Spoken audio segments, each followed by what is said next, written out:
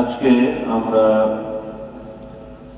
প্রাতিষ্ঠানিক নিয়মে বৎসরের শেষে সমাপনী অনুষ্ঠানে রাসূলুল্লাহ সাল্লাল্লাহু আলাইহি ওয়াসাল্লামের সুন্নাহ সংকলিত তার জীবনের সকল বিষয় মুহাদ্দিসিনরা যেভাবে সংকলন করেছেন সেই নিয়মের যে কিতাবসমূহ রয়েছে, হাদিসের কিতাবসমূহ, তো সেই হাদিসের কিতাবসমূহের মধ্যে অন্যতম সহিহুল বুখারী, যার ব্যাপারে মুসলিম উম্মাহ আহলুস সুন্নাত ওয়াল জামাত সহ যাদের মধ্যে ঈমান আমল রয়েছে, সঠিক পথে মোটামুটি আছেন, সকলেই একমত যে হাদিস সংকলনের কিতাবসমূহের মধ্যে বিশুদ্ধ নির্ভরযোগ্য যে কিতাবগুলি রয়েছে তার মধ্যে অন্যতম হল সহিহুল বুখারী, যেটাকে আমরা বলে থাকি। তো সেই কিতাবের সর্বশেষ অধ্যায়ের শেষ হাদিসের দ্বারা, হাদিস পাঠ এবং সংক্ষেপে আলোচনার দ্বারা সমাপনী অনুষ্ঠান সমাপ্ত হবে ইনশাআল্লাহ। তো আমাদের সামনে তলাবুল ইলম ছাত্র ভাইরা উপস্থিত আছেন, সর্ববিভাগ, সর্বক্লাসের, সর্বশ্রেণীর, বিশেষ করে দাওরাতুল হাদিসের এবছরের যারা সমাপ্ত করছেন সেই ছাত্র ভাইরা শেষ হাদিসটা তেলাওয়াত করবেন, আমরা শুনব এবং আনুষঙ্গিক কিছু আলোচনা করে ইনশাআল্লাহ আমরা সমাপ্তির দিকে যাব। أعوذ بالله من الشيطان الرجيم. بسم الله الرحمن الرحيم. الحمد لله نحمده ونستعينه ونستغفره ونؤمن به ونتوكل عليه ونعوذ بالله من شرور أنفسنا ومن سيئات أعمالنا.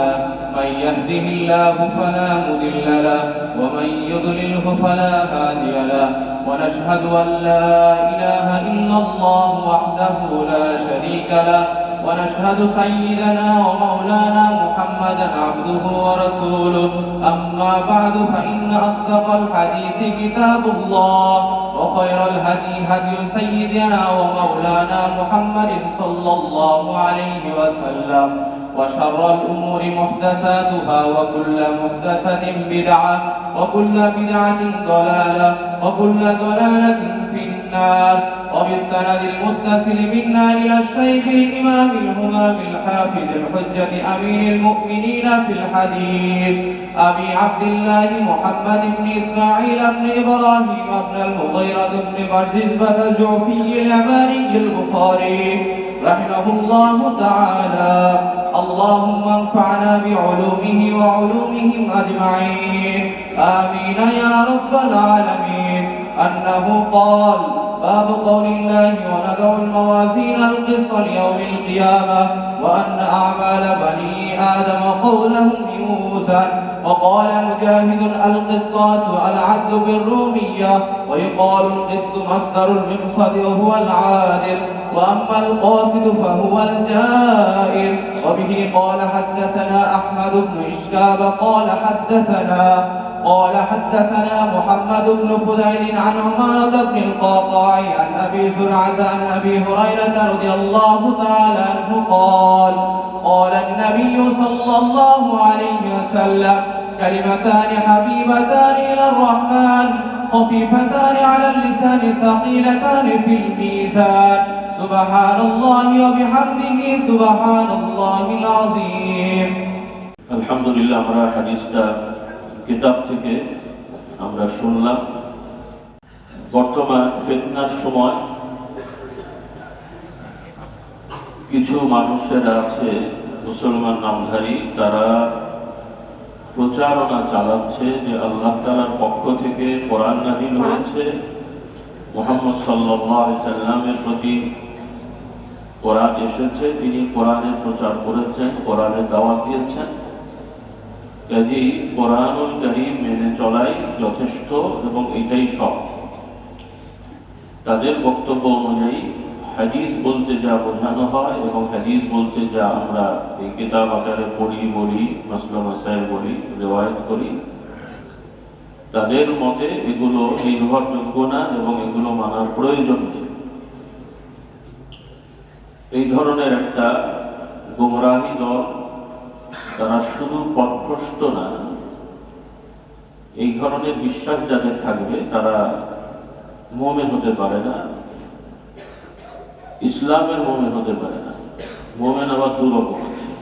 কোরআনুল কারীম থেকে আমরা শিখেছি, একটা হলো মুমিন মুসলিম রাসূলুল্লাহ সাল্লাল্লাহু আলাইহি ওয়াসাল্লামের অনুসারী, আর একটা হলো মুমিন কাফের, আল্লাহকে বিশ্বাস করে, অন্য নবীকেও বিশ্বাস করে, কিতাবও বিশ্বাস করে, তারপরে তারা কি কাফের। যেটা অন্যান্য ধর্ম বলে, ইহুদি নাসারারা মুমিন কিন্তু কাফের, মক্কার মুশরিকেরা মুমিন কিন্তু কাফের। দলিল হলো আল্লাহ তাআলা বলছেন, ওয়া মা ইউমিনু আকসারুহুম বিল্লাহ ইল্লা ওয়া হুম মুশরিকুন। মক্কার মুশরিকেরা আল্লাহ তাআলাকে স্বীকার করে যে তিনি স্রষ্টা, কিন্তু তারা কাফের, মুশরিক। তো মুসলিমদের মধ্যেও কিছু মুসলিম পরিচয়দানকারী আছে, যারা রাসূলুল্লাহ সাল্লাল্লাহু আলাইহি ওয়াসাল্লামের থেকে যে সকল প্রমাণিত বিশ্বস্ত সূত্রে বর্ণনা, এগুলোকে তারা অস্বীকার করছে। তারা বলছে এগুলো সম্ভব না। তাদের ভাষায় এগুলো আলেম ওলামা হুজুরদের নামধারী যারা, তারা এগুলো বানিয়েছে। তো আমাদেরকে সতর্ক থাকতে হবে। তারা যেহেতু কোরআনের কথা বলে, আমরা বলি যে কোরআনের কথা বলে এরা মুমিন। তো কোরআনও যেমন আল্লাহর কিতাব, তাওরাত ইনজিল তো আল্লাহর কিতাব। তো ইহুদি খ্রিস্টানরাও তো বলবে আমরা আল্লাহর কিতাব মানি, কোরআন মানি না, তাওরাত মানি। তাওরাত ইনজিল, কোরআন মানি না, ইনজিল মানি, আল্লাহর কিতাব তো মানছি। মুহাম্মদ সাল্লাল্লাহু আলাইহি ওয়াসাল্লামকে মানি না, মুসা আলাইহিস সালামকে মানি, নবীকে তো মানলাম। তার মানে কি জান্নাতি হয়ে যাবে? কেন জান্নাতি হবে না? কারণ তাদের এই মানাটা হচ্ছে দাবি, তাদের দাবি, এবং এই দাবি মিথ্যা দাবি। বাস্তবে প্রকৃতপক্ষে যারা ইব্রাহিম আলাইহিস সালামের অনুসারী হবে, মুসা আলাইহিস সালামের অনুসারী হবে, ঈসা আলাইহিস সালামের অনুসারী হবে, মোট কথা পূর্বে যে নবী রাসূলের অনুসারী হয়ে থাক না কেন, মুহাম্মদ সাল্লাল্লাহু আলাইহি ওয়াসাল্লামের আবির্ভাবের সাথে সাথে তাদের প্রতি ঈমানি দায়িত্ব হলো মুহাম্মদ সাল্লাল্লাহু আলাইহি ওয়াসাল্লামকে শেষ নবী হিসেবে স্বীকার করে নেওয়া এবং কোরআনুল কারীমকে শেষ কিতাব হিসেবে স্বীকার করে নেওয়া। এটা হচ্ছে ঈমানের মানদণ্ড। এই বিশ্বাসের উপরে যারা থাকবে ইনশাআল্লাহ তারা জান্নাতি হবে। এখন মুসলমান পরিচয় দিয়ে কেউ যদি বলে যে আমি কোরআন মানি কিন্তু হাদিস মানি না, তাদের দাবি কোরআনই হাদিস, তাদের দাবি হাদিস কোরআন একই জিনিস।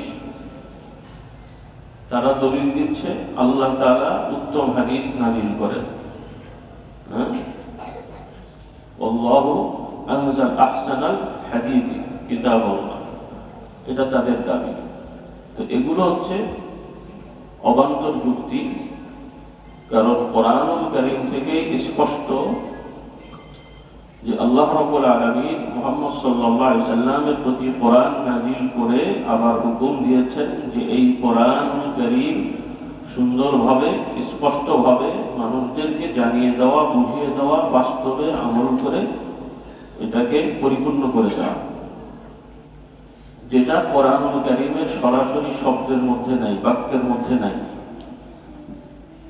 ইসলামের অধিকাংশ বিধানই এরকম যে রাসূলুল্লাহ সাল্লাল্লাহু আলাইহি ওয়াসাল্লামের বাস্তব কর্মটা যদি না দেখা হয়, তাহলে শুধু কোরআনুল কারীমের আয়াত থেকে ওই হুকুমটা পালন করা অধিকাংশ ক্ষেত্রে সম্ভব হবে না, অধিকাংশ ক্ষেত্রে সম্ভব হবে না। যেমন নামাজের হুকুম, রোজার হুকুম, কোরআনুল কারীমে বলা হয়েছে ওয়ারকাউ মা'আর রাকিঈন, আকিমুস সালাহ, সালাত কায়েম করো। কেমন করে কায়েম করব? যদি অনুবাদ থেকে আপনি কায়েম করেন, বাস্তব যদি কেউ আপনাকে না দেখায়, তাহলে এই শব্দের অর্থে আমার কাছে মনে হবে এভাবে কায়েম হবে, আরেকজনের কাছে মনে হবে ওইভাবে কায়েম হবে। তাহলে 18 কোটি মুসলমানের 18 কোটি রকমের নামাজ হবে। হ্যাঁ, ওর কেমন রাগে রুকু কেমন করে হবে, এক একজনের এক এক রকম রুকু হবে। হ্যাঁ, এরপরে আল্লাহ তাআলা বলছেন সুম্মা আতিম্মুস সিয়ামা ইলাল লাইল, অতঃপর সিয়ামকে পরিপূর্ণ করো। এই যে আমরা রোজা রাখছি এবং বিরত থাকছি খাওয়া দাওয়া এবং নির্দিষ্ট কর্ম থেকে, যেটাকে সওম বলা হয়, তো আল্লাহ তাআলা বলছেন এই সওমটা রাত পর্যন্ত তুমি নিয়ে যাও, মধ্যরাত পর্যন্ত, 12টা পর্যন্ত, কটা পর্যন্ত? হ্যাঁ, তো এরপরে حتى يتبين لكم الخيط الأبيض من الخيط الأسود, সেহরির যে কথাটা বলা হয়েছে। এখন এই খাইতের অনেকগুলো অর্থ আছে। বাহ্যিক অর্থ হলো সুতো। বাহ্যিক অর্থ কি? সুতো, সুতা। আয়াত থেকে অনুবাদ হবে তোমরা সেহরি খাবে কতক্ষণ? যখন কালো সুতো থেকে সাদা সুতো আলাদা করা যায়। কি বলে? এটা হলো বাহ্যিক অর্থ, অনুবাদ। আমাদের নতুন আরবি যারা আমরা শিখি, লেটেস্ট যারা স্কলার আর কি, তাদের কাছে এরকমই মনে হবে আর কি। হ্যাঁ, ডিকশনারি পড়ে আরবি শেখে, তো তাদের কাছে মনে হবে যে যেটা সাহাবাদের প্রথম কারো এই সমস্যাটা হয়েছে আর কি, তারা মনে করেছে যে ওই কালো সাদা সুতো রাতের বেলা রেখে দিলে মোটামুটি আলো বলে বোঝা গেলেই ওই পর্যন্ত যাবে। কিন্তু এই সুতো, এই খাইত মানে এই সুতো না। খাইত মানে কি? আকাশের যে মানে আকাশের দিকে তাকালে সুবহে সাদেক যেটাকে বলা হয়, বা তার আগে ওই যে পরিবর্তনটা, বিভিন্ন লেয়ার আসে, বাংলায় কি বলে জানি? হ্যাঁ হ্যাঁ, তো ওই যে আকাশের দিকে তাকালে, এখন তো আমরা আকাশের দিকে তাকাই না, ঘড়ি হয়ে গেছে, মোবাইল হয়ে গেছে, তাই আমরা এগুলোর উপরে নির্ভর করি। আগে বা স্বাভাবিক নিয়মে ঘড়ি কিছু না থাকলে আমাদেরকে দিনের বেলা সূর্য দেখে টাইম নির্ধারণ করতে হবে, জোহরের রক্ত, আসর রক্ত ইত্যাদি, মাগরিবের রক্ত। রাতের বেলা তারকা দেখে এবং আকাশের রং দেখে নির্ধারণ করতে হয়। এগুলো আমাদের ছাত্র ভাইদের ট্রেনিং দেওয়া দরকার, কারণ আমরা এখন আসলে আধুনিক হওয়ার কারণে এগুলো অনেকে জানি না। তবে আধুনিক সব উপকরণ ব্যবহারের পাশাপাশি আমাদেরকে স্বাভাবিক যে নিয়ম নীতিগুলো আছে সেগুলো আমাদের শিক্ষা দেওয়া, প্র্যাকটিক্যাল দরকার। আমার কথাটা মনে আসলো এই জন্য বলছি, ছাত্র ভাইরাও তোমরাও নিজেরা এই ওয়াক্তগুলো ম্যানুয়ালি, মানে সাধারণভাবে কখন কোনটা হচ্ছে এগুলো দেখবে। এই যে ফিকার কিতাবে যে মাসলা পড়ো তোমরা, যে জোহরের রক্ত কখন শুরু হয়, আসর রক্ত কখন শুরু হয়, মাগরিবের রক্ত কখন শুরু হয় ইত্যাদিতে, যাই হোক। তো খোলাসা কথা হলো, রাসূলুল্লাহ সাল্লাল্লাহু আলাইহি ওয়াসাল্লামের অনুসরণ করতে হলে রাসূলুল্লাহ সাল্লাল্লাহু আলাইহি ওয়াসাল্লামের জীবনী জানতে হবে।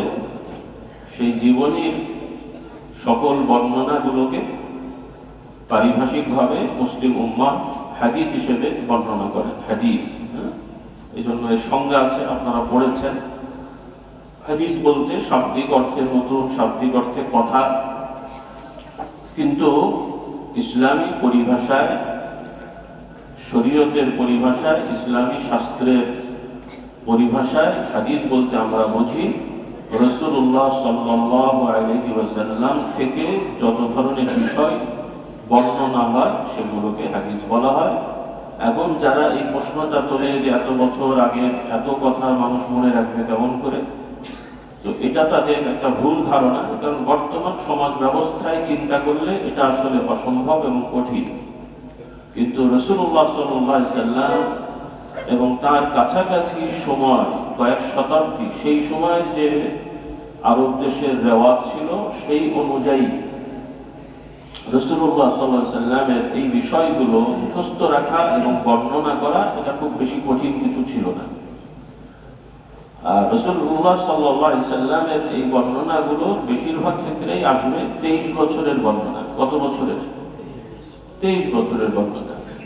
তাহলে যারা রাসূলুল্লাহ সাল্লাল্লাহু আলাইহি সাল্লামের সাথে 23 বছর ধরে ছিলেন সর্বোচ্চ বুঝে শুনে, এবং তারপরে কিছুদিন অবস্থান করেছেন এবং তাদের অন্যান্য কোনো সেরকম ব্যস্ততা ছিল না, তারা আল্লাহ রাসূল সাল্লাল্লাহু আলাইহি সাল্লামের কথাগুলো মুখস্থ রাখতেন, কোরআন শরীফ মুখস্থ রাখতেন, আমল করতেন, সাধারণ কাজ করতেন, অন্যদিকে তাদের জেহেন ছিল না। আমাদের যেমন বর্তমান জেহেন বিভিন্ন দিকে চিন্তা হয়। আমরা সারাদিনে কয়জন কবরা তেলাওয়াত করতে পারি? সাধারণ মানুষ তো দূরের কথা, যিনি মসজিদের ইমাম খতিব তাকে প্রশ্ন করলেও তিনিও ঘাবড়ে যাবেন। কারণ সাধারণত মসজিদের ইমাম খতিবদের একটা বড় অংশই তাদের অন্য ব্যস্ততা খুব কম থাকে। তাকে প্রশ্ন করলেও দেখবেন তিনিও ঘাবড়ে যাবেন। খুব কম লোকই বলতে পারবেন যে আমি প্রতিদিন 2, 3, 4 পারা তেলাওয়াত করি। কারণ আমাদের জীবন ব্যবস্থাপনাটা একটু হযবর না।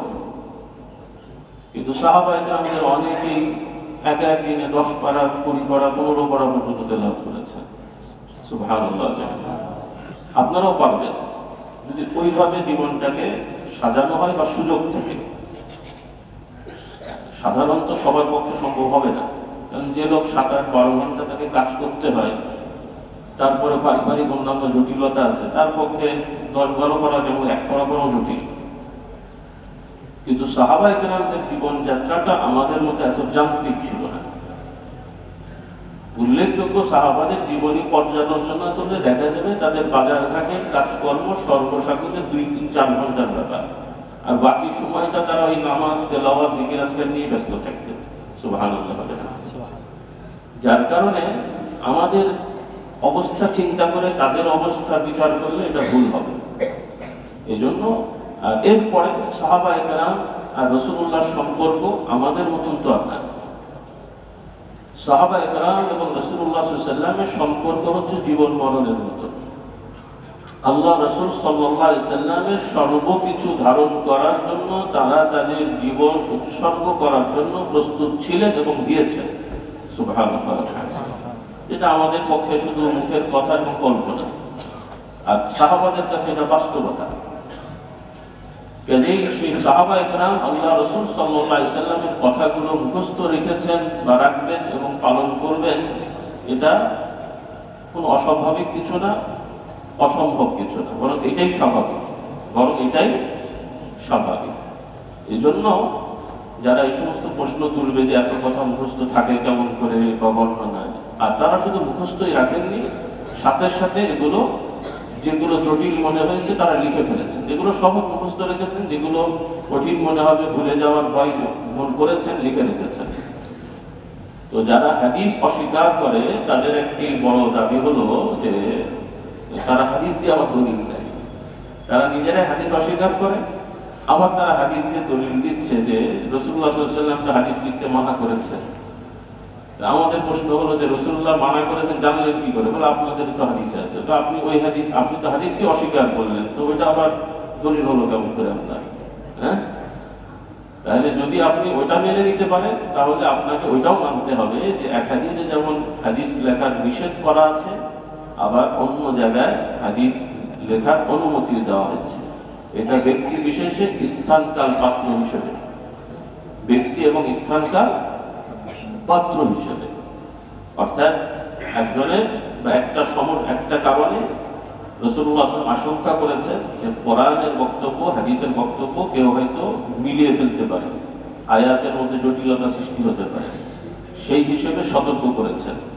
এটা হলো একটা দিক থেকে। অন্যদিকে যারা এটা করবে না, মানে যাদের জন্য এই ধরনের সমস্যা সৃষ্টি হওয়ার সম্ভাবনা নেই, তাদেরকে আল্লাহ রাসূল সাল্লাল্লাহু আলাইহি ওয়াসাল্লাম অনুমতি দিয়েছেন। এজন্য এই কথাগুলো তাদের জানার ভুল, অথবা অধিকাংশ ক্ষেত্রে এরা জ্ঞান পাপী, অধিকাংশ ক্ষেত্রে এরা জেনে শুনে এগুলো বলে। যেহেতু সাধারণ আপনারা এগুলো জানেন না অনেকেই, এজন্য আপনাদেরকে ভড়কে দেয়। তো আমরা যারা দ্বীনের খেদমত করি, দাওয়াতি কাজ করি, আমাদের ইমানি দায়িত্ব হলো আমাদের এই মৌলিকত্ব বিষয়গুলো সাধারণ মানুষের কাছে স্পষ্ট করা, যে আমরা কোরআন কেমন করে পেলাম, হাদিস কেমন করে পেলাম, যেন প্রত্যেকটা মানুষ এইগুলো ওয়াকিফান থাকে। তারা যেন কোরআন হাদিস মনে না করে যে হুজুররা যা বলে তাই কোরআন হাদিস, আমি হুজুর বললে একরকম, উনি হুজুর বললে আরেক রকম। হুজুর অনেক হতে পারে, কিন্তু কোরআন হাদিস অনেক না। পৃথিবীর অনেক রাষ্ট্র থাকতে পারে, কিন্তু সব জায়গায় কোরআন করকম। শুধু কোরআন নাই, যে বুখারী শরীফ আমরা এখানে নিয়ে বসে আছি, আপনি মক্কা শরীফে যেও, মক্কা শরীফের হারামে এরকম দর্শ হয়, মসজিদের মধ্যে দর্শ হয়, ওখানের বুখারীও, মদিনা শরীফের বুখারী, আফ্রিকার জঙ্গলের ভেতরে যে ওখানেও বুখারী খতম হয়, যে দেখেন একই বুখারী, এই হাদিসে।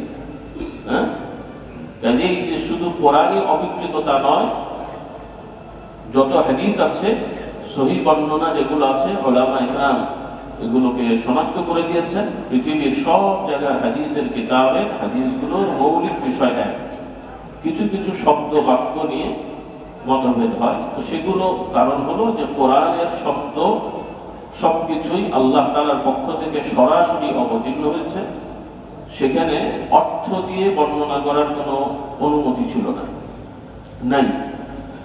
কোরআনুল কারীম তেলাওয়াত করতে যে কেউ যদি এক শব্দের জায়গায় কাছাকাছি অর্থ দিয়ে আরেক শব্দ দিয়ে তেলাওয়াত করে, নামাজ হবে? মানে তেলাওয়াত হবে? হবে না, তেলাওয়াত হবে না। কারণ কোরআনুল কারীমের শব্দগুলো সরাসরি আল্লাহ তাআলার পক্ষ থেকে অবতীর্ণ হয়েছে। পক্ষান্তরে হাদিস শরীফের যেহেতু এগুলো ব্যাপক বিষয়, রাসূলুল্লাহ সাল্লাল্লাহু আলাইহি ওয়াসাল্লাম অনেক আমল, সাহাবারা একই বিষয় বর্ণনা করতে যে দুইজন দুই শব্দ ব্যবহার করেছেন, দুইজন দুই শব্দ ব্যবহার করেছেন। যেমন আমরা এই যে ভূমিকায় একটা হাদিসের বর্ণনা আমরা পড়েছি, ইন্না আসদাকাল হাদিসি কিতাবুল্লাহ, আসদাক খায়রুল কালামি কালামুল্লাহ। এই যে খায়রুল কালাম কালামুল্লাহ, আসদাকাল হাদিস কিতাবুল্লাহ, এর দুইটা বাক্য হলেও মূল জিনিসটা এক, যে আল্লাহ তাআলার কথাই হলো সর্বোত্তম, এটাই হলো সব থেকে সত্য কথা। কিন্তু এইটাই বর্ণনা করতে যে কয়েকটা বর্ণনা এসেছে, সেজন্য হাদিসের এই হলো মূলনীতি। তো যাই হোক, আমরা এই বিষয়টা খেয়াল রাখবো, যে কারণ আমাদের সমাজে কোরআনের ভক্তির দাবি করেও আমাদেরকে বিভ্রান্ত করা হয়। এটাই ইবলিসের বড় ষড়যন্ত্র। ইবলিস এক এক গোষ্ঠীকে এক এক পদ্ধতিতে পথভ্রষ্ট করে। তো যাদের মধ্যে ইবলিস দেখে যে কোরআনের ভক্তি আছে কিন্তু ইলম নাই, সঠিক জ্ঞান নাই, তাদেরকে কোরআনের ভক্তির দাবি দিয়ে তাদেরকে পথভ্রষ্ট করে। আবার যাদের মধ্যে কোরআনের ভক্তিও আছে, হাদিসের ভক্তিও আছে, হ্যাঁ, রাসূলুল্লাহ সাল্লাল্লাহু আলাইহি ওয়াসাল্লাম থেকে যা প্রমাণিত তাই মানতে হবে, কথা ঠিক, আমরাও বলছি, সবাই বলছি, কিন্তু এই রাসূলুল্লাহ সাল্লাল্লাহু আলাইহি ওয়াসাল্লাম থেকে যা প্রমাণিত হবে তাই মানতে হবে, এই সুন্দর কথা বলে কিছু লোকেরা আবার হাদিসের কিছু অংশ মেনে আর একটা বড় অংশকে অস্বীকার করে বসছে, যে এগুলো হাদিস না, বা এই হাদিস মানা যাবে না। যেমন বর্তমান সমাজে কিছু ভাইরা আছেন, তারা শুধু বুখারী মুসলিমের হাদিসকেই মেনে থাকেন এবং প্রাধান্য দেন বা মেনে থাকেন, কেউ প্রাধান্য দেন, কেউ মেনে থাকেন। অর্থাৎ বুখারী শরীফ, মুসলিম শরীফের বর্ণনা বাদে অন্য কিতাবের বর্ণনা বললেই তাদের কাছে একটু সন্দেহ মনে হয়, যে এটা মানা যাবে কি যাবে না, এরকম একটা ভাবসাব দেখা যায়। কিন্তু আমরা বিশ্বাস করতে হবে, এবং যারা হাদিস সম্পর্কে যাদের ধারণা আছে আপনারা জানেন, যে কিতাবের বিশ্লেষণে বৈশিষ্ট্যের দিক থেকে ইমাম বুখারী সহিহুল বুখারী এবং ইমাম মুসলিম সহিহ মুসলিম, এগুলো সনদের বাদ বিচার এই সমস্ত ক্ষেত্রে বিশুদ্ধ দুইটা কিতাব, যে এই কিতাবের হাদিস হলে এখানে আর দেখতে হয় না যে আসলে এই হাদিসের সনদটা কিরকম, এই দিক থেকে এটাকে নির্ভরযোগ্য বলা হয়। তার মানে এটা নয় যে আবু দাউদ, তিরমিজি, নাসাইর হাদিস সহিহ হলেও মর্যাদার দিক থেকে বুখারীর থেকে কম, এটা মূর্খতা, বিভ্রান্তিকর। কেন? সূত্র যদি বিশ্বস্ত হয়ে যায়, সাহাবারা তো সবাই সত্যবাদী, সাহাবাদের ব্যাপারে কোনো প্রশ্ন তোলা বা চিন্তা করার কোনো অবকাশ নেই। তাবেঈন যদি সত্যবাদী হন, বিশ্বস্ত হন, এবং তাবেঈ যদি সাহাবী থেকে বর্ণনা করে বলেন যে আমি সাহাবী থেকে শুনেছি, নাম না বলুন, তাহলে ওই নাম না বললেও সাহাবী থেকে শুনেছেন তাবেঈ যদি নির্ভরযোগ্য হয়, তাহলে আর আমাদের কোনো প্রশ্ন থাকবে না যেটা কোন সাহাবী, উনি কি ভুল করলেন কি সঠিক করলেন, এই প্রশ্ন আমাদের থাকে না। কিন্তু ইদানিং আবার অনেকের থাকে, ইদানিং আবার অনেক চিন্তাবিদ তাদের আবার এই প্রশ্নগুলো থাকে, কারণ তারা সুসংবাদপ্রাপ্ত সাহাবীদেরও ভুল ধরে বসেন, যাদেরকে রাসূলুল্লাহ সাল্লাল্লাহু আলাইহি ওয়াসাল্লাম জান্নাতের সুসংবাদ দিয়েছেন এবং যাদের আদর্শটাকেও রাসূলুল্লাহ সাল্লাল্লাহু আলাইহি ওয়াসাল্লাম নিজের আদর্শ বলে স্বীকৃতি দিয়েছেন এবং মানতে বলেছেন, তাদের মতো সাহাবী তাদেরও সিদ্ধান্তকে তারা ভুল ধরে বসেন।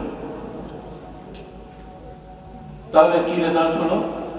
রাসূলুল্লাহ সাল্লাল্লাহু আলাইহি ওয়াসাল্লাম ওনারাও কিন্তু বিশ্বাস করেন এই সাহাবী সুসংবাদপ্রাপ্ত এবং ইনি খোলাফায়ে রাশিদিনদের অন্তর্ভুক্ত। তাহলে আপনি বিশ্বাস করলেন খোলাফায়ে রাশিদিনের অন্তর্ভুক্ত অমুক সাহাবী এবং সুসংবাদপ্রাপ্ত অমুক সাহাবী, আর আপনার কাছে মনে হলো ওনার সিদ্ধান্তটা ভুল। তাহলে ভুলটা কি? আপনার বুঝ ভুল না ওনার সিদ্ধান্ত ভুল? আমার বুঝ ভুল নাকি সাহাবীর বুঝ ভুল? আর আমরা আবার এই সমস্ত মানুষের পেছনেও দৌড়াচ্ছি। তাহলে আমাদের ঈমানটা কোথায় যে দাঁড়াচ্ছে? যে এই লোকের সকালের কথা সন্ধ্যের কথা ঠিক নেই, আবার এই ধরনের যারা কথা বলে মাঝে মাঝে দেখি তারা সহি শুদ্ধ করে আয়াতও করতে পারে না। তো যে লোক কোন 30-40 বছর ধরে হাদিস পড়িয়ে নিজেও সহি শুদ্ধ করে উচ্চারণ করতে পারেন না, তিনি আবার সাহাবী সিদ্ধান্তকে ভুল বলে বসেন। আর আমরাও আবার লাখ লাখ মানুষ তাদের অনুসারী। তাহলে আমাদের ঈমানটা কোথায় এবার বুঝে যায় না? তাহলে মাজার পূজারীর থেকেও তো এরা কম না। হ্যাঁ, আমি এই জন্য সহজভাবে উদাহরণ দিই, কিন্তু সবার বোঝার জন্য। মানুষ মাত্রই একটু প্রয়োজন থাকে, যেটাকে প্রকৃতির ডাক বলে আর কি, টয়লেটে যাওয়া আর কি, সোজা বাংলা। তো একটা মানুষ সাধারণত একবার দুবার যেতেই পারে প্রয়োজনে, কিন্তু এখন একজন যদি মোটামুটি সারাদিনে 10-12 বার যায়, এটাকে কি বলা হবে? সে সুস্থ না অসুস্থ? হ্যাঁ, সুস্থ না অসুস্থ? আচ্ছা। আর আরেকজন কয়েকদিন ধরে যাওয়ার দরকার হচ্ছে না, এটা মনে হয় ফেরেশতা হওয়ার লক্ষণ। ফেরেশতাদের তো টয়লেটে যাওয়া লাগে না, সেও কি? এটা কি বলে আপনার ফেরেশতার লক্ষণ। হ্যাঁ, তো যাই হোক, এই জন্য একজন মাজারে সিজদা করে সেটাও পূজা, আর একজন এমন একটা ব্যক্তি যে সাহাবাদের ভুল ধরে, তারপরেও তিনি বলেন যে আমার শাইখ বড় বুজুর্গ। তো সাহাবাদের ভুল ধরলে সে আবার বুজুর্গ হয় কোত্থেকে? হ্যাঁ, বড়জন ইমানদার হতে পারে, কিন্তু ভালো ইমানদার তো বোঝা যায় না আমাদের বুঝ অনুযায়ী। সাহাবাদের ভুল যারা ধরে সে আবার মুজাদ্দিদ হয় কেমন করে? মুজাদ্দিদ কাকে বলা হয়? বেদাত করলে মুজাদ্দিদ হয় নাকি? হ্যাঁ, বেদাত করলে মুজাদ্দিদ হয়? মুজাদ্দিদ হলো সংস্কারক, আর বেদাতি হলো আবিষ্কারক। রাসূলুল্লাহ সাল্লাল্লাহু আলাইহি ওয়াসাল্লাম বলেছেন, আমার উম্মতের মধ্যে আল্লাহ তাআলা প্রতি শত বছরে কিছু ব্যক্তির আবির্ভাব ঘটাবেন, আল্লাহ তাআলা ঘটাবেন। দাবি করা যাবে না, টাইটেল পাস, দাওরা পাস, মুফতি পাস করে দাবি করা যাবে না যে আমি মুজাদ্দিদ হয়ে গেছি। সাধারণ মানুষ মানে আলেম ওলামারা, সমাজের আলেম ওলামারা স্বীকৃতি দেবে যে না, এই লোকের এই কর্ম দ্বারা বোঝা যায় তিনি একজন মুজাদ্দিদ, ইত্যাদি ইত্যাদি। তার কাজ কি হবে? রাসূলুল্লাহ সাল্লাল্লাহু আলাইহি ওয়াসাল্লাম বলেন যে আমার উম্মতের মধ্যে আমার আদর্শকে তারা সংস্কার করবে, তাজদীদ করবে। হ্যাঁ, রাসূলুল্লাহ বলেননি যে তারা বেদাত করবে, নতুন নতুন আবিষ্কার করবে। তো আমরা দেখতে পাচ্ছি পৃথিবীব্যাপী এমন কিছু লোকজন ছিলেন, ব্যক্তিগতভাবে তো তারা গবেষক হতে পারে, ব্যক্তিগতভাবে ভালো মানুষ হতে পারে, অন্তর আমরা জানি না, কিন্তু তাদের কথাবার্তা লেখনীতে বহু জিনিস আছে যেটা সাহাবাদের আদর্শের সাথে সাংঘর্ষিক এবং সাহাবাদের ব্যাখ্যার সাথে সাংঘর্ষিক। তার মানে এগুলো বেদাত, নতুন নতুন কথা, নতুন বিশ্বাস। তো তাদের সেগুলোকে সতর্ক না করে এই সমস্ত লোককেও সমাজের, আমাদের দেশের এবং পৃথিবীর অনেকেই যারা পড়াশোনা করে তারা পর্যন্ত বলে দেন এনারা এই সমাজের এই শতাব্দীর মুজাদ্দিদ। বড় অবাক কাণ্ড। যারা বেদাত করে তাদেরকে আমরা স্বীকৃতি দিচ্ছি মুজাদ্দিদ হিসেবে, তাহলে এই দেশের অবস্থা কি হবে মুসলমানের? এই জন্য ওলামা ইকরামদের অনুরোধ, অন্ধের মতন, হ্যাঁ কারণ লিখনি ভালো হতে পারে, একটা সাইড ভালো আপনি সেটা বলেন, কারণ আমরা সবাই সব দিকে একদম শতভাগ পারফেক্ট হতে পারি না, হয় না। একজন ভালো কাজ করেছেন, তার ভালো দিকগুলো আপনি বলেন, ওনার এই বিষয়গুলো ভালো, ঠিক আছে, কিন্তু আবেগে, ভক্তিতে, ভালোবাসায় অথবা তাকে প্রতিষ্ঠিত করার জন্য এই শতাব্দীর উনি মুজাদ্দিদ, বিশিষ্ট দার্শনিক, এগুলো বলে তোলে সাধারণ মানুষদেরকে বিভ্রান্ত করা, এটার দায়ভার কিন্তু নিতে হবে। কারণ আপনাদের এই সমস্ত কথায় যারা তাদের বই পুস্তক পড়ে বিভ্রান্ত হবে, কিয়ামতের দিন এদের দায়ভার নিতে হবে। প্রস্তুত থাকেন, কিয়ামতের দিন এদের দায়ভার নিতে হবে, প্রস্তুত থাকেন। আপনারা কোরআন হাদিস পড়ে এতদিন এই বুঝলেন, এতটুকু ঈমান আপনাদের হলো না, সাহস হলো না যে আপনি বলবেন যে ওনার এত এই কথাগুলো ভালো, এই কথাগুলো ঠিক হয়নি, আমাদের বিরত থাকা দরকার, এটা বললেই তো ঝামেলা মিটে যেত। এই জন্য আমরা কোনো ব্যক্তি পূজারী নই, ব্যক্তি পূজারী হতে পারি না। আমরা আলেম ওলামাকে মহব্বত করব, সুন্নতের উপরে যারা অবিচল থাকবে তাদেরকে অনুসরণ করব, যারা সমাজে সত্যিকার তাজদীদ করেছেন তাদেরকে আমরা স্বীকৃতি দেব। কিন্তু হুটহাট করে যাকে তাকে আমরা মুজাদ্দিদ বলে সমাজে প্রচার করে মানুষকে বিভ্রান্ত যাতে না করি, আল্লাহ তাআলা আমাদেরকে হেফাজত করুন। বুখারী শরীফের একটা বৈশিষ্ট্য হলো, সেটা বলে শেষ করছি, যে তিনি তো হাদিস সংকলন করেছেন, কিন্তু এই হাদিস সংকলন করতে যে বিভিন্ন অধ্যায়, বিভিন্ন পরিচ্ছেদ তিনি এনেছেন, যেটাকে বাব, ফসল বলা হয় আরবিতে, বাংলায় আমরা অধ্যায়, পরিচ্ছেদ ইত্যাদি বলি। তো তিনি প্রত্যেকটা অধ্যায়ের প্রথমে হাদিস আনার আগে ওই হাদিসের আলোচনা যে বিষয় নিয়ে আছে ওই বিষয় কেন্দ্রিক কোরআনুল কারীমের আয়াত নিয়ে আসেন। প্রথমে কোরআনুল কারীমের আয়াত এনে ওইটার পরে আলোকে তিনি হাদিসগুলো বর্ণনা করে থাকেন। তো বুখারী শরীফের সর্বশেষ হাদিসের যে আলোচনা, সেই আলোচনার অধ্যায়ে তিনি লিখেছেন, প্রথমে অধ্যায়টা রচনা করেছেন এইভাবে যে আন্না আ'মাল বানি আদম ওয়া কাওলুহু তুজানু আও ইউজানু, অর্থাৎ আমাদের এই যে আমরা সবাই জানি আল্লাহ তাআলা কিয়ামতের ময়দানে বিচার করবেন, আমলনামা মাপবেন, এই যে কথাগুলো আমরা বিশ্বাস করি, এগুলো কোরআন হাদিসের আলোকে বিশ্বাস করি।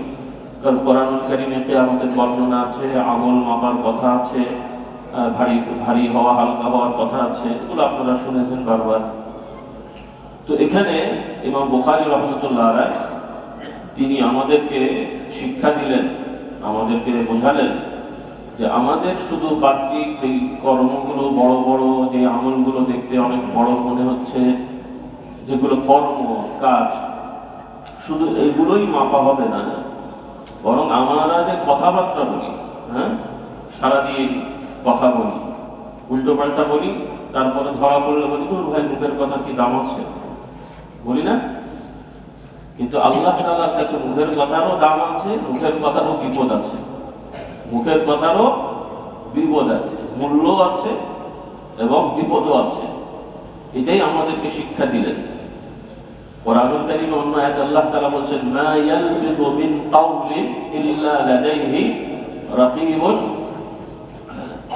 আল্লাহ তাআলা বলছেন, কেউ যে কোনো কথা বলবে তোমরা, এই কথাটাও আল্লাহ তাআলা তো সব দেখছেন, জানছেন, তারপরও আমাদের দুর্বলতার জন্য আল্লাহ তাআলা আমাদের শিক্ষা দিলেন যে আমরা যা যা বলি এগুলো সব মনিটরিং করা হয়, পর্যবেক্ষণ করা হয়, লেখা হয় এবং ফেরেশতারা জেনে রাখেন। সুবহানাল্লাহ। এবং এগুলো যে এসে যে জমা হচ্ছে, লেখা হচ্ছে, রেকর্ড হচ্ছে, এগুলো আবার কিয়ামতের ময়দানে কি করা হবে? মাপা হবে। কি করা হবে? উপস্থাপন করে মাপা হবে, উপস্থাপন হবে এবং কি হবে? এটাই উনি অধ্যায় লিখেছেন।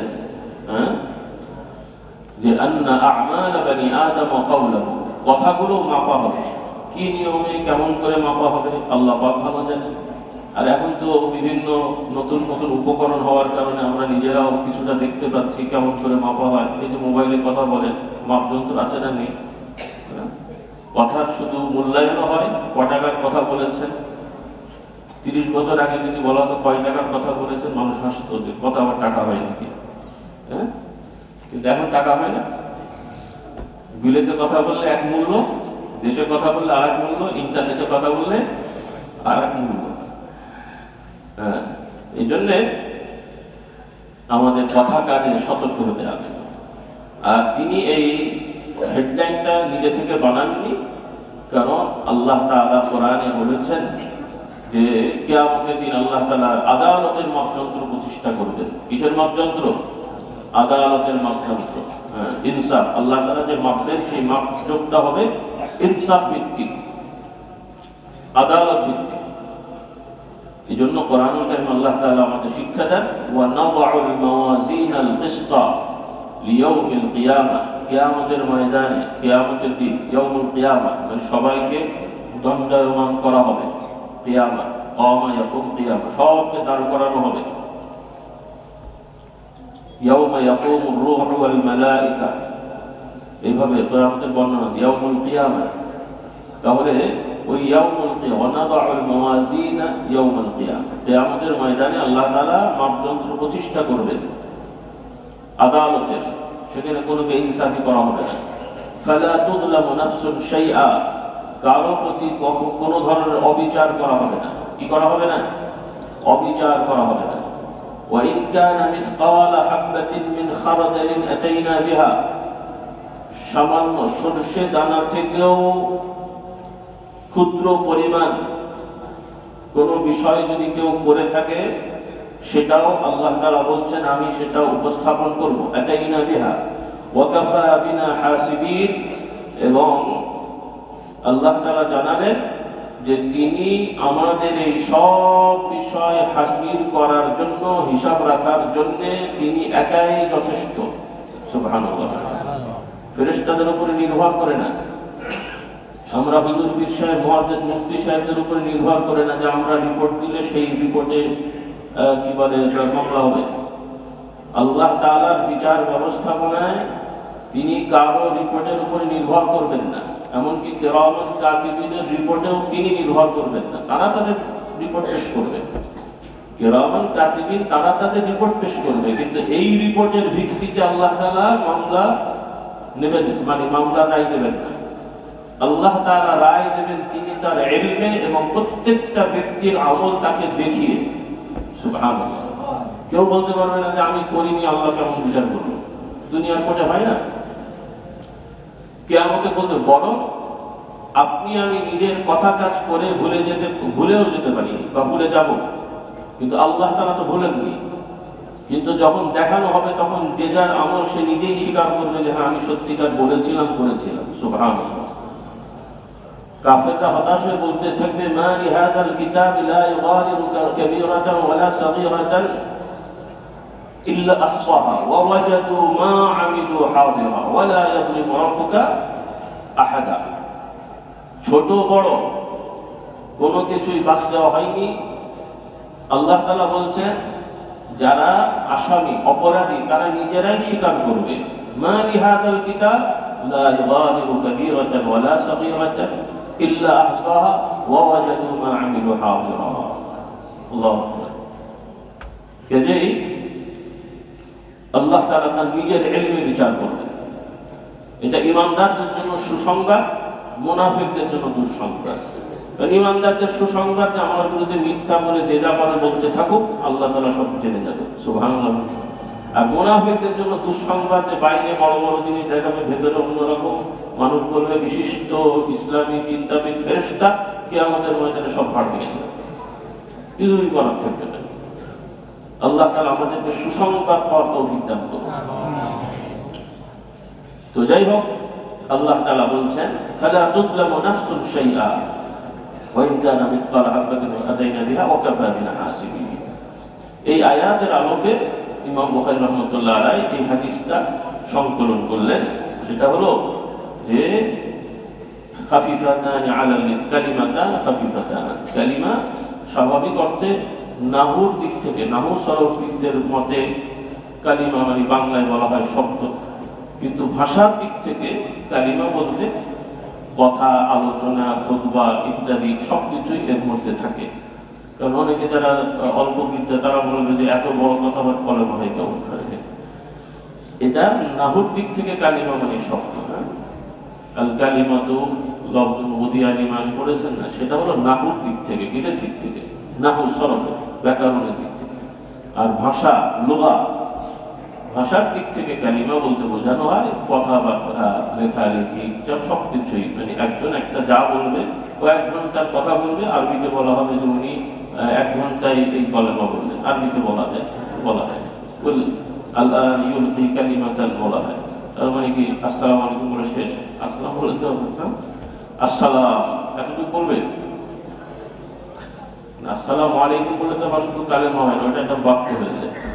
শুধু আসসালাম করেছে করবে, যাই হোক। তো 2টা বাক্য, সুবহানাল্লাহি ওয়া বিহামদিহি সুবহানাল্লাহিল আযীম। হুজুর বলেছেন আলোচনা যে পড়তে খুব হালকা, কষ্ট লাগে আমাদের পড়তে, কিন্তু আমাদের কাছে এই হালকা কথাটা করুণাময় দয়াল আল্লাহ তাআলার কাছে অনেক ওজনদায়ক হবে কিয়ামতের ময়দানে। সুবহানাল্লাহি ওয়া বিহামদিহি। এবং এই কথাটা আল্লাহ তাআলার কাছে খুবই প্রিয়। আল্লাহ তাআলা এই কথাটা ভালোবাসেন, যে ঈমানদার বলে তাকেও ভালোবাসেন। সুবহানাল্লাহ, এই কথাটা আল্লাহ তাআলা ভালোবাসেন। তার মানে যারা এটা বলবে তাদেরকেও কি করবেন? কি করবেন? আল্লাহ তাআলা ভালোবাসবেন। আল্লাহ তাআলা আমাদেরকে বুঝে শুনে, এই জন্য ইলমে দ্বীন থাকলে, ইলম সঠিকভাবে অর্জন করতে পারলে অল্প সময়ে অনেক ওজনদায়ক আমল করা সম্ভব। আর ইলম না থাকলে অনেক কষ্ট করে অনেক কাজ করেও দেখা যাবে যে ফালতু কাজ হয়ে গেছে, যেটা সমাজে হচ্ছে, যেটা অমুসলিম ভাইরা করেন। তারা কত কষ্ট করে কত ধর্ম পালন করে, কিন্তু রেজাল্ট কি? والذين كفروا أعمالهم كسراب بقيعة يحسبه الظمآن ماء। তারা কত কষ্ট করে খেয়ে না খেয়ে সারাটা জীবন বিয়ে শাদী বাদ দিয়ে বন জঙ্গলে পড়ে থেকে ঈশ্বরের জপ করলো, কিয়ামতের ময়দানে দিবে সফলতা। হ্যাঁ, আর আপনারা প্রয়োজনে 4টেও বিয়ে করেন, একেবারে 9টা করে বলবেন। কথার কথা, 4টেও বিয়ে করে বউ নিয়ে আরামে সুখে শান্তিতে থাকলে মানুষ যদি চায় রাজাও হন, বাদশাহ হন, মন্ত্রী হন, বড় বড় বাড়ি করেন, বড় বড় গাড়ি করেন, কিন্তু শরীয়ত মেনে চলেন, ইনশাআল্লাহ দুনিয়াতেও শান্তিতে থাকবেন, আখিরাতেও জান্নাতের মালিক হয়ে যাবেন। সুবহানাল্লাহ। হ্যাঁ হ্যাঁ, যারা গরিব অসহায় হবেন, ইমানদার আমলদার, তারাও জান্নাতি হবে আলহামদুলিল্লাহ। অর্থাৎ ইসলামের মানদণ্ডে জান্নাতে যাওয়ার জন্য গরিব হওয়া এরকম নয়, আবার বড়লোক হওয়া এমন নয়। ঈমান আমল। কিন্তু কোনো কোনো ধর্মে তারা মনে করে স্বর্গে যেতে হলে দুনিয়া ত্যাগ করতে হয়, খাওয়া দাওয়া যাবে না, ভালো বেঁচে থাকার মতন কোনো রকম ভাবে উপার্জন করা যাবে না, সম্পদের মালিক হওয়া যাবে না, ভিক্ষু হয়ে থাকতে হবে। এগুলো বানোয়াট দেওয়া, এগুলো আল্লাহর দেওয়া কোনো বিধান না। কারণ আল্লাহ তাআলার লক্ষ লক্ষ নবীর লক্ষের উপরে নবী ছিলেন, সবার অল্প কিছু নাম আসছে। যে কয়জনের নাম নবী রাসূলের কোরআন হাদিসে এসেছে, তারা কেউই এইরকম সমাজচ্যুত ভিক্ষু ছিলেন না। সবাই সমাজের প্রতিষ্ঠিত পেশাজীবী এবং সম্ভ্রান্ত পরিবারের মানুষ ছিলেন মোটামুটি, এবং সংসার করেছেন। 2-1 নবী বাদে সংসার করেছেন। আল্লাহ তাআলা আমাদেরকে বোঝার তৌফিক দান করুন। যাই হোক, কথা বেড়ে গেল। আমি যেহেতু খাসভাবে পড়ার সুযোগ হলো না, ভাইরা আছেন, একটু সংক্ষিপ্ত কথা বললাম। যা কিছু বলতে পেরেছি, ভুল ত্রুটি আল্লাহ তাআলা ক্ষমা করে দেন। হক কথাগুলো আমাদের মেনে চলার তৌফিক দান করুন, এবং আমাদের এই তলাবের ছাত্র ভাইরা আল্লাহ তাদেরকে দুনিয়া আখিরাতের কামিয়াবি দান করুন, ভবিষ্যতে যারা আসবেন তাদেরকেও কামিয়াবি দান করুন। আর কথা বাড়িয়ে আমরা সময় নিচ্ছি না, সংক্ষেপে দোয়ার মাধ্যমে আজকের এই অনুষ্ঠান সমাপ্তি দিতে যাচ্ছে। সুবহানাল্লাহি ওয়া বিহামদিহি সুবহানাল্লাহিল আযীম। সুবহানাল্লাহি ওয়া বিহামদিহি আদাদা খালকিহি ওয়া রিদা নাফসিহি ওয়া জিনাতা আরশিহি ওয়া মিদাদা কালিমাতিহি। সুবহানাল্লাহি ওয়া বিহামদিহি আদাদা খালকিহি ওয়া রিদা নাফসিহি وزنة عرشه ومداد كلماته سبحان الله وبحمده عدد خلقه ورضا نفسه وزنة عرشه ومداد كلماته. اللهم صل على سيدنا مولانا محمد النبي وآله وأصحابه وبارك وسلم. اللهم أنت السلام ومنك السلام، تبارك يا ذا الجلال والإكرام، يا حي يا قيوم برحمتك نستغيث، أصلح لنا شؤوننا كلها ولا تكلنا إلى أنفسنا طرفة عين. اللهم آت نفوسنا تقواها وزكها أنت خير من زكاها. ربنا لا تزغ قلوبنا بعد إذ هديتنا وهب لنا من لدنك رحمة إنك أنت الوهاب. ربنا اغفر لنا ولآبائنا ولأمهاتنا ولأجدادنا ولجداتنا ولمشايخنا ولأساتذتنا ولمن له حق علينا ولجميع المؤمنين والمؤمنات الأحياء منهم والأموات إنك سميع قريب مجيب الدعوات. اللهم أنت السلام ومنك السلام وتبارك يا ذا الجلال والإكرام. اللهم وفقنا لما تحب وترضاه من القول والفعل والعمل والنية والهدي يا رب العالمين. আল্লাহ খাস করে আজকের এই বরকতময় মজলিসের ওসিলায় আমাদের সকলের জীবনে সব গুনাহগুলো ক্ষমা করে দেন, সামনের জীবনে সকল গুনাহ থেকে বেঁচে থাকার তৌফিক দেন। আমাদের প্রতি যে যে দায়িত্ব আল্লাহ আপনার শরীয়ত মোতাবেক আছে সকল দায়িত্ব সঠিকভাবে পালন করার তৌফিক দান করেন। সকল গুমরাহি পথভ্রষ্টতা থেকে হেফাজত করেন। বিশেষ করে তলাবুল ইলম তাদের বাবা মা অভিভাবকেরা কষ্ট করে আল্লাহ আপনার বান্দা হওয়ার জন্য তারা প্রতিষ্ঠানে দিয়ে থাকেন। এই সন্তানদের এই তলাবুল ইলম কচিকাঁচা শিশুদের বাবা মা এবং অভিভাবকদের তাদের আকাঙ্ক্ষাকে আপনি কবুল করে নেন। আমাদের এই কচিকাঁচা শিশু এদেরকে আল্লাহ ভবিষ্যতে দ্বীনের ধারক বাহক এবং দ্বীনের সিপাহসালার হিসেবে কবুল করে নেন। তাদেরকে ইলমে দ্বীন ফকহ শরীর আপনি দান করেন। আল্লাহ আমাদেরকে সকল ধরনের ফিতনা ফাসাদ থেকে হেফাজত করেন। আল্লাহ বিশেষ করে ফুরফুরা দরবারের এই প্রতিষ্ঠান দারুস শরীয়ত কাশী খানকা দরবারের মাদ্রাসা জামিয়াতুল কোরআনুল কারীম, এই মাদ্রাসা এবং এই দরবার শুরু থেকে পর্যন্ত যারা যেভাবে এর সাথে সম্পৃক্ত ছিলেন, সহযোগিতা করে কবরবাসী হয়ে যাচ্ছেন, তাদের সকলের আমলের সব পৌঁছে দেন। যারা বর্তমানে আছেন তাদেরকে আপনি কবুল করে নেন। ভবিষ্যতে যারা এর সাথে সম্পৃক্ত থাকবেন তাদেরকে উত্তম প্রতিদানের ফয়সালা করে দেন এবং বিভিন্নভাবে যারা এর সাথে সম্পৃক্ত কবুল করে নেন। আল্লাহ বিভিন্ন রকম জটিলতা যা আছে সব কিছু আসান করে দেন। আল্লাহ আপনি সব কিছুই পারেন। আল্লাহ আপনার কুদরতের ওসিলায়, আপনার আসমায়ে হুসনার ওসিলায় আল্লাহ আমাদের সকল হাওয়াইজগুলো আপনি নিন কুদরতে আল্লাহ আপনি আদায়ের ব্যবস্থা করে দেন। খাস করে আল্লাহ পৃথিবীব্যাপী জুলুম বিচার চলছে। আল্লাহ যত জায়গায় যত জুলুম হচ্ছে সব কিছুই আল্লাহ আপনি জানেন, দেখছেন, আমরা না জানলেও। সকল মাজলুমদের প্রতি গায়েবী সাহায্যের ব্যবস্থা করে দেন। সকল জালিমদেরকে আল্লাহ আপনি ধ্বংস করে দেন। বিশেষ করে ফিলিস্তিনকে হেফাজত করেন। যে দেশে আমরা বসবাস করি বাংলাদেশের প্রতি রহম করুণা দিন করেন। আশপাশে যত দেশে যত মুসলমানরা বিভিন্নভাবে নির্যাতিত কষ্টে আছে সকলকে আল্লাহ আপনি গায়েবী সাহায্যের ব্যবস্থা করেন। যা কিছুই ঘটছে আল্লাহ আমরা বিশ্বাস করি, স্বীকার করি আমাদের অন্যায় অপরাধের জন্য। আল্লাহ আমাদের অন্যায় অপরাধে আপনি শাস্তি না দিয়ে দয়া করে ক্ষমা করে দেন। আমাদেরকে দুনিয়ার জিল্লতি না দিয়ে দয়া করে ক্ষমা করে দেন। আখিরাতে আল্লাহ আপনি মুক্তির ফয়সালা দিয়ে দেন। আপনার হাবিব সাল্লাল্লাহু আলাইহি ওয়াসাল্লামের সুপারিশ শাফাআত আমাদের জন্য নির্ধারণ করে দেন।